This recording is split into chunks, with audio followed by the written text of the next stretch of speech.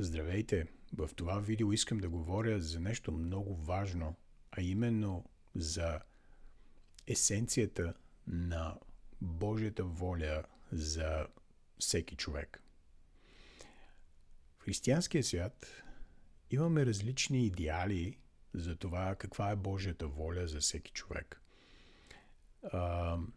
Някой ще каже, че имаме идеалът зрял вярващ. И ще говорим за зрялост, духовна зрялост, че е върхът на духовното развитие. Други ще кажат, че идеалът, християнски идеал за вярващите е да станат ученици, които правят ученици, примерно, или нещо такова. Други имат за идеал християнинът, вярващия да бъде, да речеме, в просперитет, да бъде богат, успял. И нали хората да кажат, виж този колко е успял, значи Бог е с него.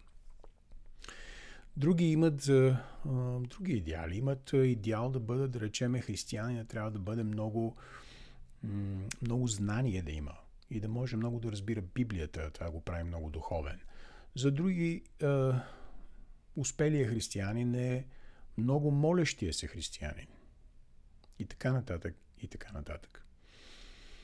Аз днес искам да споделя с вас, че основното нещо, основният смисъл на делото на Месия е човек да бъде свободен. Това е основната есенция на изкупителното дело на Месия. От тук нататъка каква форма ще заеме живота на човек, какви решения ще вземе по дадени казуси, как ще се развие, вариантите са много.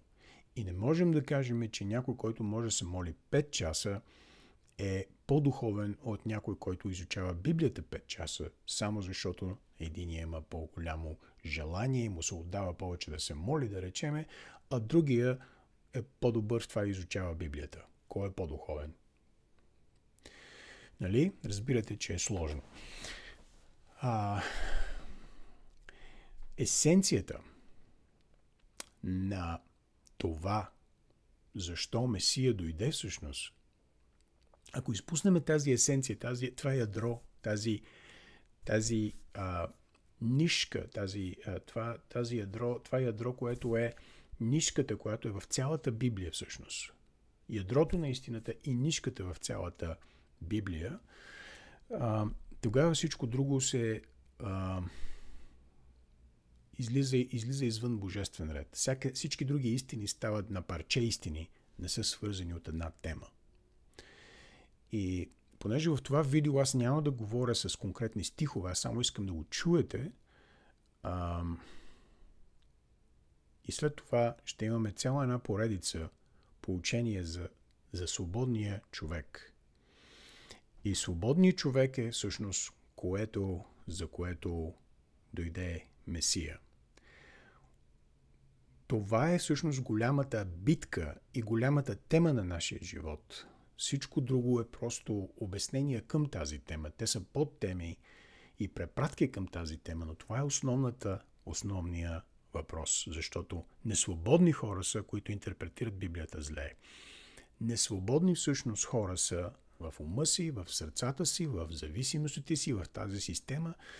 Несвободни хора са, които създават най-много бели. По някакъв начин те не са свободни в себе си. Самите те не са били изцелени или възстановени и създават много бели, пакости и поражения, които ние после отдаваме те са симптоми всъщност на това основно състояние. И този свободен човек, за който говорим, този свободен човек всъщност няма проблем да извърши Божията воля, защото е свободен. Защото Божият идеал за свободния човек означава човек, който е свободен, включително от себе си, от собствената си греховна природа. Той е свободен първо от това най-голямо бреме и зло, и след това той е свободен от неправилни или грешни зависимости и контрол от неща, или хора, близки или далечни, приятелства, семейство, съседи, колеги или институции, църковни или светски.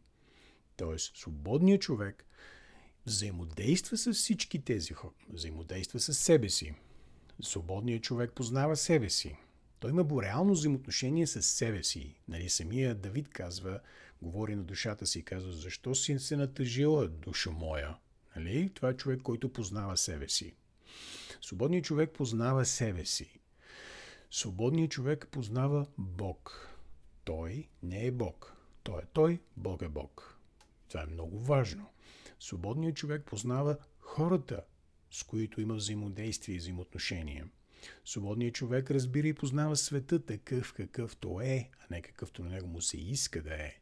Свободният човек разбира Бог, неговите цели, неговите намерения, света, в който се намира.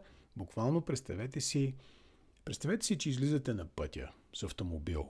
Това може да е трудно за тези от вас, които не сте с шофьори, но все пак возили сте се в кола, така че разбирате.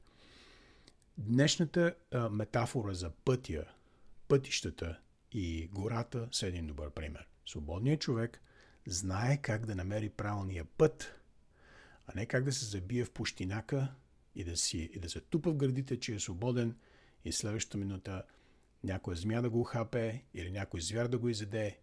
И свободен ли е той? Не, той е станал жертва на глупостта си. Защото свободният човек ще направи път, ще направи къща и ще се защити от злото в този свят.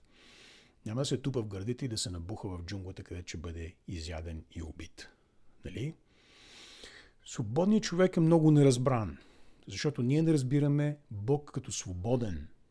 И затова и ние не разбираме себе си като свободни. Всички наши взаимодействия с Бога не са често пъти на принципа на свобода, те са на принципа на всъщност страхи, зависимости и така нататък. Така че това са нещата, за които ще говоря тази и следващите няколко седмици.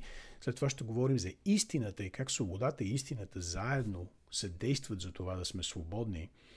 Това е ядката, това е ядрото на Божията истина. Ако това не разберем, значи наистина може би търсим различни неща. Защото това е търсенето, което, както и сам Йешуа каза, ще познаете истината и истината ще ви направи свободни. Двете неща са свързани и това са нещата, за които ще говорим следващите няколко седмици.